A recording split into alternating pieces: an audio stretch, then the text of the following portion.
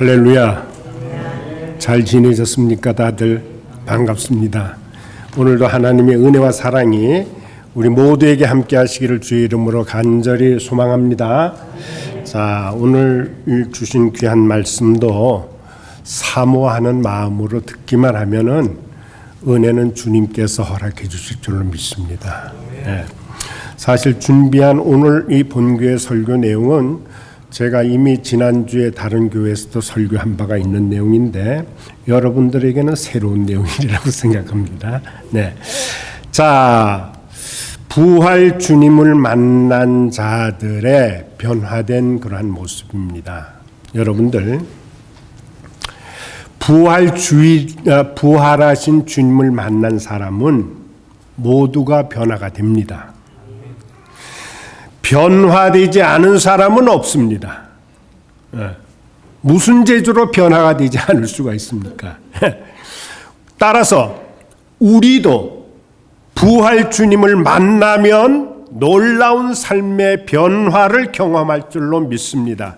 그래서 오늘 본문에 나오는 세 부류의 사람들, 그들이 주님을 만나기 이전과 이후의 변화된 모습을 우리들이 살펴보면서 은혜 나누기를 간절히 바랍니다. 제일 먼저 요한복음 20장 11절로 16절 이하에 나오는 이 본문의 말씀은 그 주인공이 막달라 마리아라고 합니다. 여러분 누가복음 8장 2절 3절을 따르게 되면은 이 막달라 마리아라고 하는 여자는 갈릴리 호수 서쪽 막달라라고 하는 지경에 사는 여자로서 일찍이 7 귀신 들렸던 것을 예수님께서 고쳐주셨는데 그 이후로 계속해서 주님을 따랐습니다. 이 막달라 마리아는 예수님께서 십자가를 지시고 골고다 언덕을 향할 때 호곡하는 여인들 가운데 있었고 또 처형장까지 따라가서 어떻게 주님이 참혹하게 죽으셨는가를 끝까지 지켜보았던 생생한 목격자였다는 사실입니다. 자, 귀신 들려서 비인간적인 대우를 받던 그녀를 예수님께서 치유해 주셔서 그래서 온전한 사람이 되고 지금은 가장 경건한 그리고 거룩한 여인으로 지금 변해가고 또 변한 그러한 여인이었습니다. 그런데 자신이 그토록 따르던 생명의 은인 되시는 주님께서 치욕스러운 그 참혹한 십자가 죽임을 당하실 때 큰 충격을 받고 그리고 비통한 가운데 있었는데 이제 장례를 하는 그 자리에까지 큰 아픔의 상처를 안게 되었다는 사실이죠. 우리가 아시는 대로 예수님은 니산월 14일 때는 금요일 오전 9시에 십자가에 달리시고 6시간이 지난 오후 3시에 운명하셨습니다.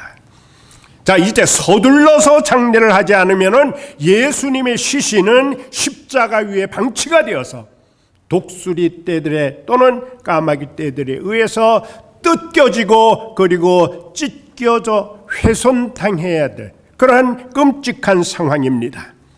우리가 아는 대로 유대인의 계산법에 따르게 되면은 오후 6시가 되면은 새날이 되는 거예요. 새날. 그 새날이 시작되는데 주님은 금요일 오후 3시에 운명하셨으니 이제 불과 3시간이 지나면 다시 말해서 오후 6시가 되면은 일하는 것이 금지되는 안식일이 되는 거예요. 3시간 후에. 따라서 이제 시간적으로 안식일 전에 장례를 하기 위해서는 3시간밖에 시간적인 여유가 없는 다급한 그런 상황이 지금 놓여 있는 거예요.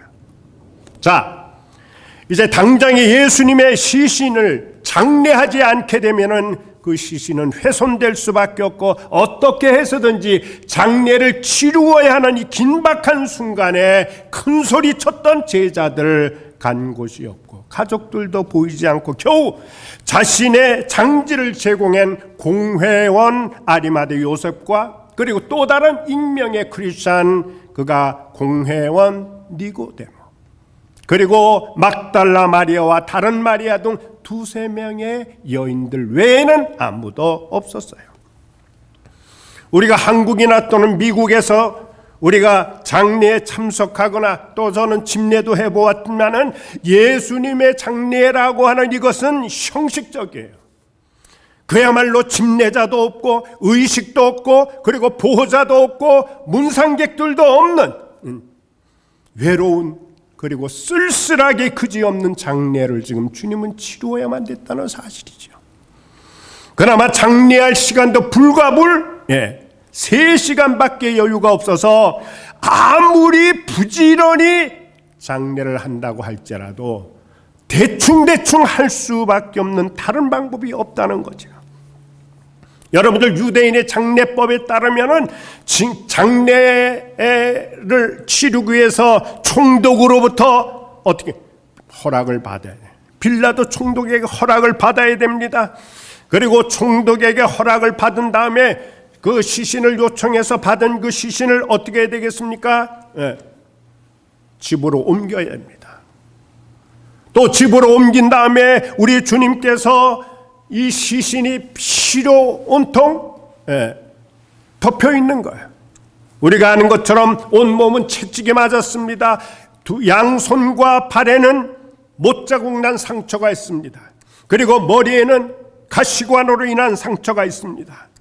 그리고 우리가 아는 대로 옆구리는 창에 찔려서 온몸에 피로 지금 뒤 범벅이 되어 있는 그러한 시신을 깨끗이 또 씻겨야 되는 거예요. 씻은 그 시신에 그 다음에는 향품을 넣고 그리고 깨끗한 그 새 베옷으로 시신을 또 다 이렇게 감아야 되고 그리고 나서 다시금 장지까지 시신을 옮겨야 하는 그 모든 과정을 실행하기에는 지금 시간이 턱없이 부족한지라 어쩔 수 없이 지금 대충 그냥 형식적으로 그렇게 장례를 할 수밖에 없었어요. 여러분 3일장 또는 5일장, 여러분 우리 한국에서 3일이나 또는 5일장을 하게 되면은 그날만큼 장례를 충분히 어떻게 준비를 하는 거예요. 그런데 그렇게 예수님의 장례는 그렇게 시신을 장례할 만큼 그렇게 모실 수 있는 여건이 되지 않기 때문에 부득불 모든 것을 대충 그냥 적당하게 그렇게 할 수밖에 없는, 그래서 엄숙하거나 또는 정중하거나 하는 그러한 장례를 치를 수가 없는 그런 상황이었습니다. 자, 이러한 모든 상황을 처음부터 계속해서 지켜봤던 막달라 마리아 이 여인의 마음에는 견딜 수가 없었던 거예요. 그래서 요한복음 20장 1절 그리고 마가복음 16장 1절 이하를 보게 되면은 막달라 마리아는 금요일 밤 예수님 돌아가신 그날 밤을 설치면서 밤을 지냅니다. 그리고 그 다음날 토요일 밤 이렇게 이틀 밤을 밤잠을 설치며 고민하던 이 마리아는 사흘째 되는 안식일 첫날 주일 이른 새벽 아직 어두울 때에 미리 사두었던 향품을 들고 무덤으로 간 거예요.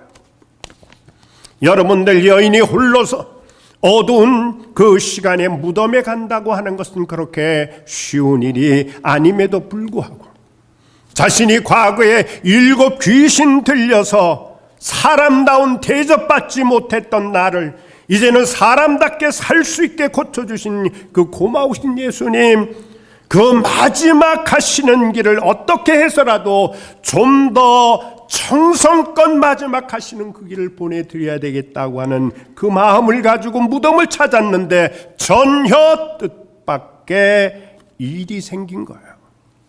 마태복음 28장 4절 이하를 보게 되면은 마태의 기록에 따르게 되면은 막달라 마리아 그리고 다른 마리아 이렇게 무덤에 올 때 어떤 일이 생겼느냐, 큰 지진이 일어났다고 합니다. 그리고 무덤에 돌들이 옮겨지게 되고 수직하던 보초 섰던 그 병사들은 무서워 떨며 성경에 따르면 기절해버리고 말았다라고 하는 그런 기사를 쓰고 있는 거예요.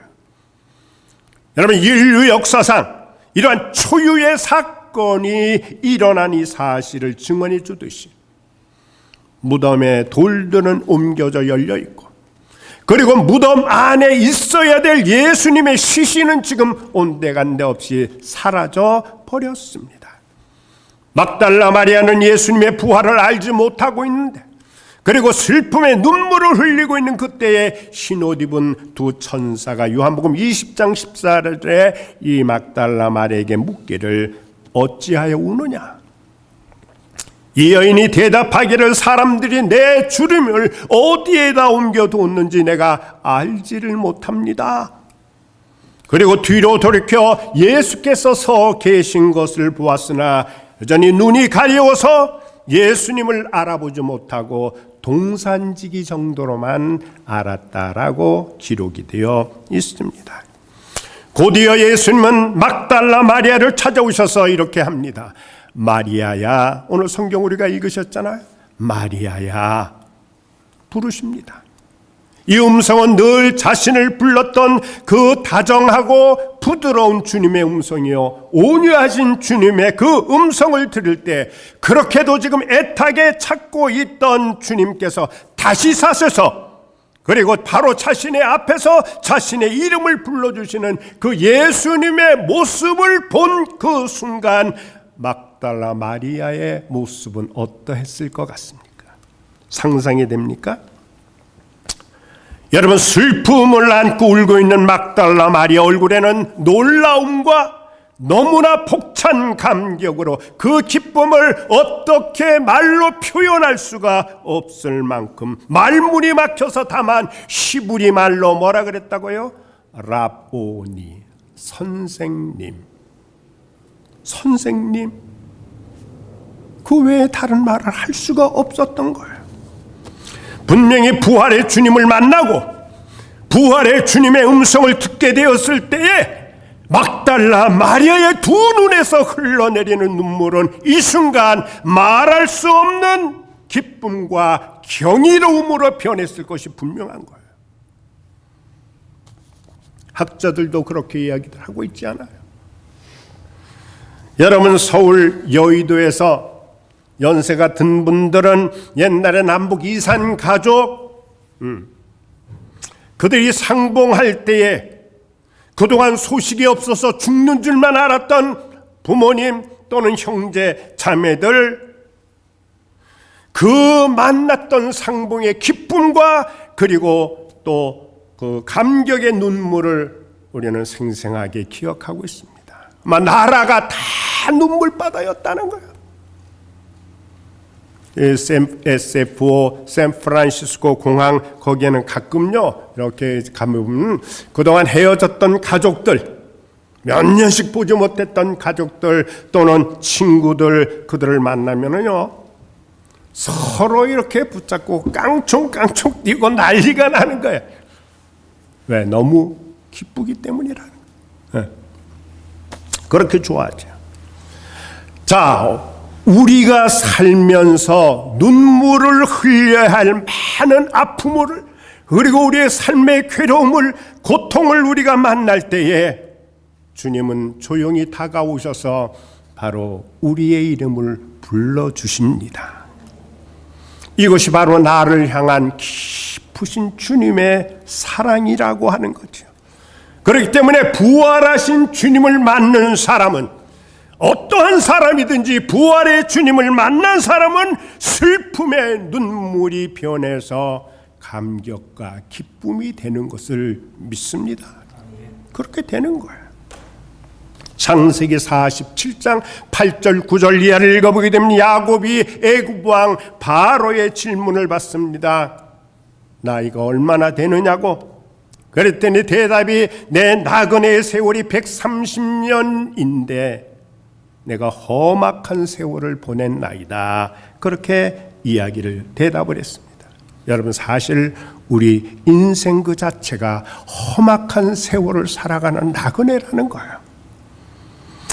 다시 말해서 오늘 우리가 이 땅에 살아가면서 밖으로는 표현을 안 할 뿐, 밖으로는 내색만 하지 아니할 뿐, 사람들은 눈물과 그리고 슬픔의 세월이 있는 거예요. 있습니다. 바로 이 문제, 바로 이것이 우리가 지금 막달라 마리아를 찾아 부르시던 그 주님을 만나고 그 음성을 들어야 될 이유가 된다는 거예요. 여러분, 부활하신 이 주님의 음성을 들어야 비로소 슬픔 많은 세상에서 웃음을 찾을 수가 있고, 이분의 음성을 듣고 이분을 배워야 회복과 치유의 은혜를 우리들이 얻을 수가 있는 겁니다. 오늘 우리는 부활하신 주님을 믿지 못하고 만나지 못하고, 그리고 울고 있던 마리아처럼 탄식하며 울고서 있어야 할 연약한 존재들입니다. 강한 것 같지만은 양파 껍질 한 겹 벗겨내고 두 겹 벗겨낼수록 우리 인간은 한없이 약한 존재들이라는 거예요. 그러나 성도 여러분, 우리가 부활의 주님을 만나면, 부활하신 주님을 만날 수만 있다면 아무리 어려운 힘든 현실을 만나도 그 어려움 넘어서 그 슬픔 넘어 기쁨과 감사로, 감격으로 살아갈 수가 있습니다. 저는 그렇게 분명히 믿습니다. 오늘 부활주일, 우리가 지난주에 그 부활주일을 하고 지금 일주일이 지났습니다마는, 우리가 이제 부활하신 주님을 만난 성도님들에게는 십자가와 그리고 부활 사건이, 여러분, 2000년 전에 성경에서 가르쳐줬던 한 사건으로 끝나는 것이 아니라, 예수님 부활했다고는 역사적인 사실에 끝나는 것이 아니라, 그 사건에 머무는 것이 아니라, 내가 진정으로 부활하신 주님을 만나고, 그리고 그분의 음성을 듣고, 그리고 그분을 친히 경험하는 놀라운 신앙 사건이 되어야 될 줄로 믿습니다. 그렇게 되어야 되는 거예요. 제가 오래전에 신학생 때의 이야기를 말씀을 또 한 번 드립니다. 그때는 신학생 때 다들 가난하고 힘들고 그랬습니다. 그 중에는 아주 큰 부자 학생들도 있었지만 우리 친구들이 그랬습니다. 이 고난 주간을 어떻게 보낼까 생각하다가 이제 제 생각에는 기특한 생각을 한 거예요. 그게 뭐냐면, 점심시간에 주로 학교 아래에서 분식집에 가서 라면을 사가지고 거기다 라면 먹고 국물 말아서 밥 말아서 먹었는데, 그때 내가 그런 생각을 하고, 이번 고난주간은 내가 라면 살 돈, 라면 사야 될 그 음식값을 내가 전략을 해서 주님 앞에 감사의 예물을 좀 드리고 싶다 하는 생각이 있어가지고 그렇게 했어요.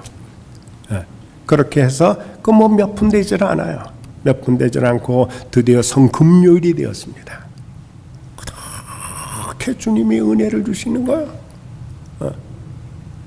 얼마나 은혜를 주시는지 시간 내내 그냥 정말 주체할 수 없는 그런 눈물이 흘러내리는데, 제가 주님 앞에 기도 시간에 기도하는데 주님이 제게 그렇게 물어오셔요.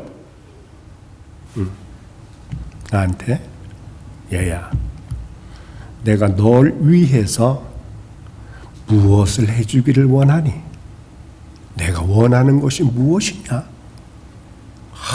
저는 그 음성을 듣고요, 얼마나 울으면서 주님 앞에 이렇게 소원했어요. 주님, 다른 것은 다 없어도 되겠는데 평생 주님이 저와 함께만 계셔준다면 감사하겠습니다. 여러분, 바로 주님, 부활하신 주님의 음성을 들어야 되는 거야. 그 음성을, 그분을 우리가 만나야 되는 거야. 그러면은 우리의 삶은 놀라운 그런 역사가 나타나는 거야. 여러분들도 예배드리는 가운데, 기도하는 가운데, 말씀을 듣고 또 찬양하는 가운데 부활의 주님이 여러분들에게 다가오셔서 마리아야 부르시던 그 음성처럼, 내 사랑하는 누구야, 아무개야 부르시는 음료한 음성을 우리가 듣게 될 때 슬픔은 변해서 기쁨이 되는, 그리고 눈물은 감격이 되는 그런 은혜를 경험하게 될 줄로 믿습니다. 이 은혜가 오늘 예배드리는 여러분들 위해 함께 하시길 주 이름으로 축원합니다. 두 번째는 요한복음 20장 19절로 20절에 나오는데 여기에는 10명의 제자들에 대한 이야기가 나오고 있습니다. 여러분 1967년 영국의 어느 대학교에서 있었던 일입니다. 강의를 듣고 있던 외국인 유학생 2명이 갑자기 긴장하며 막 불안한 거예요. 한 사람은 이스라엘, 다른 한 사람 이집트에서 온 그러한 유학생인데 교수님으로부터 강의 시간에 아랍권 국가에서 지금 전쟁이 일어났다고 하는 소식을 전해 들은 거예요. 바로 그것이 우리가 유명한 1967년에 있었던 6.1 전쟁 일명, 그런 중동 전쟁이었다고 하는 거죠.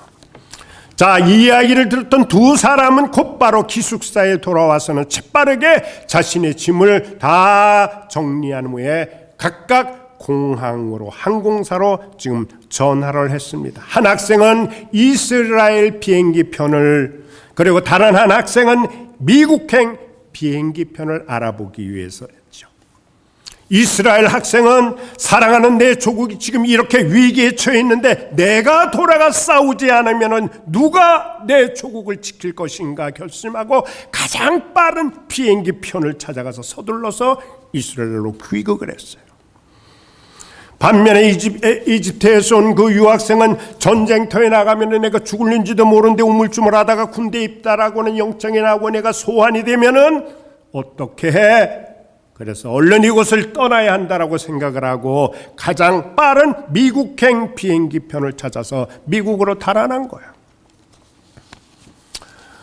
여러분, 이 본문에 나온 이 말씀처럼 예수님이 잡히셨을 때에, 예수님이 장례할 그때에 그동안 예수님을 따르던 제자들도 어떻게 했습니까? 다 자기 살 길 찾아서 뿔뿔이 나간 거예요. 요한복음 오늘 20장 19절에 보면은 안식 후 첫날 저녁, 다시 말해서 주일 저녁에 자신들만 살겠다고 뿔뿔이 흩어졌던 제자들이 한자리에 모였을 때에 호련히 우리 주님께서 그들 앞에 나타나셨습니다. 본문을 보게 되면 제자들은 지금 유대인들이 무서워서, 그들이 두려워서 문을 꼭꼭 걸어 잠그고 있었다고 하는 이 사실, 얼마나 지금 그들이 두려움과 공포 가운데 놓여 있는지를 짐작할 수가 있는 거예요. 이 자리에는 자살했던 유다와 그리고 외출 중이었던 도마를 제외한 10명의 제자들이 지금 두려움과 공포 가운데 숨을 죽이고 초조함 그리고 긴장 가운데 앞으로 어떻게 될 것인가 지금 애타게 그렇게 기다리고 지켜보고 있습니다. 예루살렘에 입성하실 때 그토록 화났던 백성들, 그 백성들이 돌변해서 예수님을 향해서 예수를 십자가에 못 박으소서 소리쳤던 그 사실을 너무나 잘 알고 있던 그 제자들이 생각하기를, 야, 우리가 따르던, 우리가 모셨던 그 선생님께서 저렇게 무참히 십자가 처형으로 돌아가셨는데 주님을 따랐던 우리를 저들이 그냥 둘 것 같지 않구나라고 하는 그 생각에 겁이 질려서 지금 두려움과 공포 가운데 저희들이 휩싸여 있다는 거예요. 그러나 아무리 그들이 문을 꽁꽁 걸어 잠근다 할지라도 두려움이 사라지는 것은 아닙니다. 때가 저녁 시간임에도 불구하고 제자들이 문을 걸어 잠그고 초조하게 전개되어지는 그런 상황을 예의주시하고 지금 있는 거예요. 바로 그때인데 제자들이 전혀 예상할 수 없는 일, 도대체 믿을 수가 없는 일들, 상상조차도 할 수 없는 그 놀라운 사실이 저희들 눈앞에 지금 펼쳐지게 된 거예요. 그것이 분명히 십자가 위에서 돌아가신 바로 그 예수님이 저희들 눈앞에, 문은 지금 굳게, 방문들은 꽁꽁 잠겨 놓는데도 불구하고 바로 그들 앞에 예수님이 나타나신 거예요. 그야말로 후련히 부활의 주님으로 그 10명의 제자들 앞에 나타나셨습니다. 요한복음 20장 19절, 20절, 21절을 보게 되면 예수님이 이렇게 말씀하십니다. 샬롬 또는 에이레네, 너희에게 평강이 있을지어다. 거듭해서 2번 말씀을 하셨습니다. 여러분, 샬롬이라고 하는 이 말씀은 히브리인들의 일상적인 인사였습니다. 그러나 지금 부활하신 주님께서 이러한 상황 속에서 샬롬, 평안이라고 하는 말을 사용해서 인사하는 이 지금은 제자들은 공포와 두려움에 사로잡힌 그 사람들에게, 여러분, 이것은 보통 인사가 아니었습니다. 사실 공포 그리고 죽음 앞에 놓이는 사람들은 돈이 그렇게 크게 중요하지는 않습니다. 내가 큰 집 가지고 있다고 하는 거 그렇게 중요하지 않습니다. 이 땅에서 큰 성공했다? 별로 의미가 없습니다. 여러분, 마찬가지로 제자들에게 지금 꼭 필요한 것이 있는데 그 한 가지가 무엇이냐? 두려움을 이기고 공포와 그리고 여러 가지 저희들을 억누르고 있던 그 내용을 다 이겨낼 수 있는 평안이 그들에게 꼭 필요했다는 거예요. 그것이 샬롬, 평강이 너에게 있을지어다. 그것이 에이렌의 피스, 그렇게도 이야기하고 있지 않습니까? 예수님이 고난당하실 때 제자들은 자기만 살겠다고 주님을 버리고 뿔뿔이 흩어졌지만 오히려 부활하신 주님은 절망과 두려움의 공포 가운데 떨고 있는 제자들을 찾아와서 샬롬, 너희에게 평강이 있을지어다 위로해주고 계시는 거예요. 한편 십자가 위에서 분명히 돌아가셨고, 그리고 장사한 지 사흘이 지난 이 시점에 호련히, 그리고 아무런 예고 없이 벼랑간 나타나신 주님의 모습을 본 제자들의 놀라워하는 그 경악하는 모습을 우리는 상상해 볼 수가 있는 거예요. 여러분, 너무 놀라면은요 말이 안 나오는 거예요. 기가 막혀서 말이 안 나온다, 그런 이야기 하지 않습니까? 네.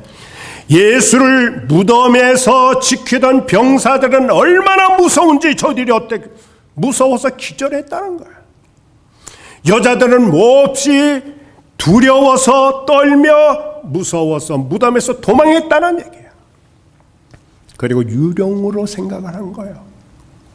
제자들 앞에서 바로 자신이 십자가에서 죽었다가 다시 살아난 사실을 지금 예수님이 확인을 시켜주시는 거예요. 오늘 요한복음 20장 20절에 보면은 손과 옆구리를 보여주셨고, 누가복음 20장 37절 이하는 영으로, 귀신으로, 영으로 생각하는 그들에게 주님은 나는 유령이 아니다, 내 못 박힌 손과 발을 보라, 그리고 창자국 난 내 옆구리를 보라, 그리고는 너희들에게 먹을 것이 있느냐 가져와라 하신 후에 제자들 앞에서 잡수시기까지 했던 것을 우리는 알 수가 있습니다. 이렇게 주님은 내가 부활의 주라는 것, 자신이 부활의 몸이라고 하는 사실을 친히 제자들 앞에서 입증을 시켜주신 거예요.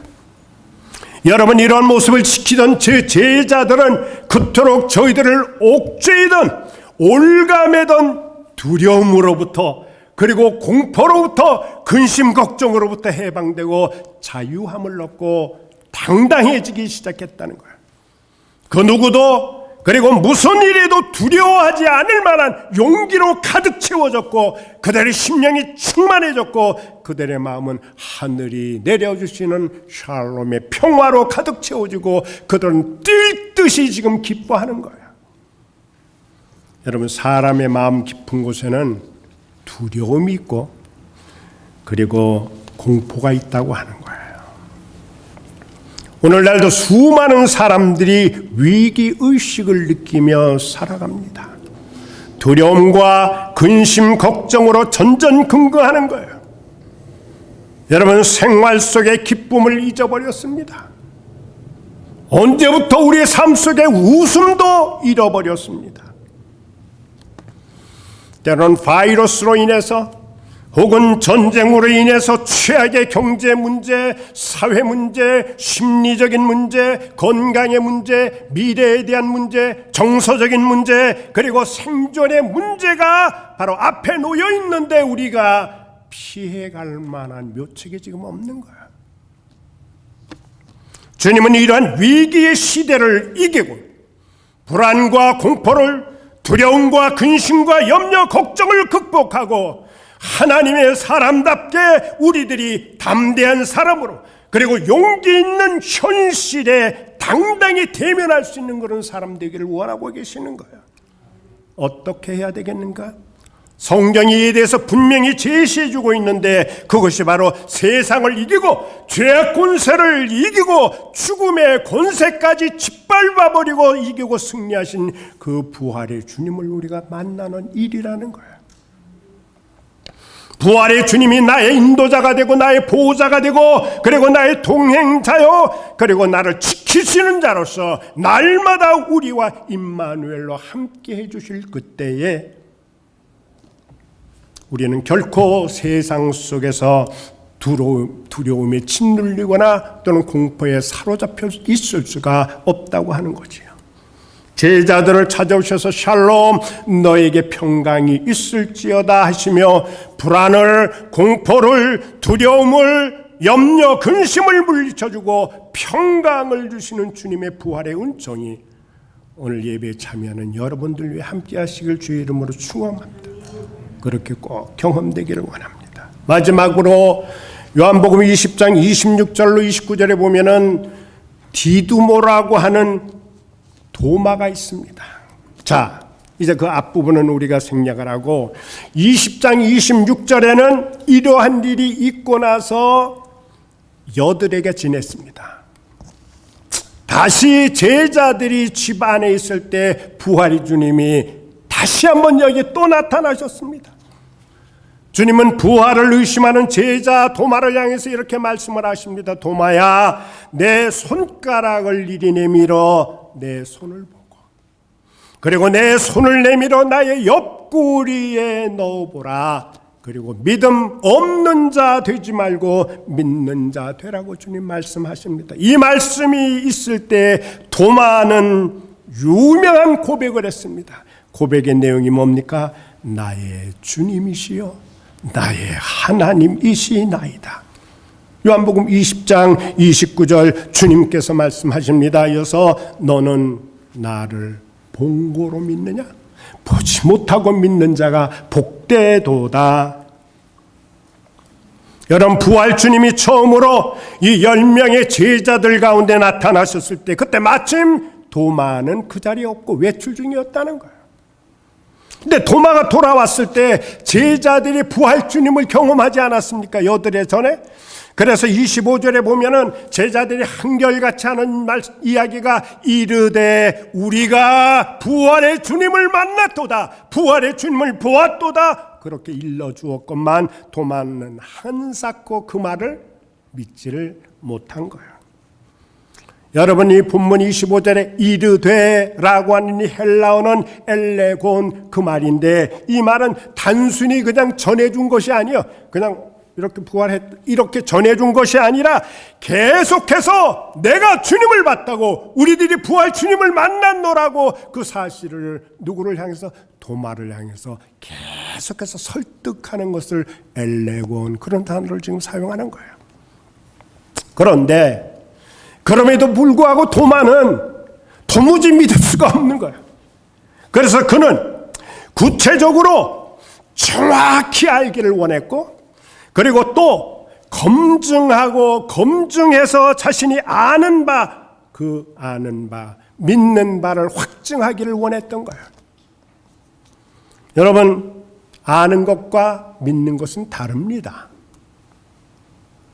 아무리 많은 것을 알아도 믿지 않으면 안 되는 거예요. 그러니까 아는 거와 믿는 건 다른 거라는 거예요. 성경을 아무리 잘 알면 못합니까? 믿어야지 역사가 나타나는 것 아니겠습니까?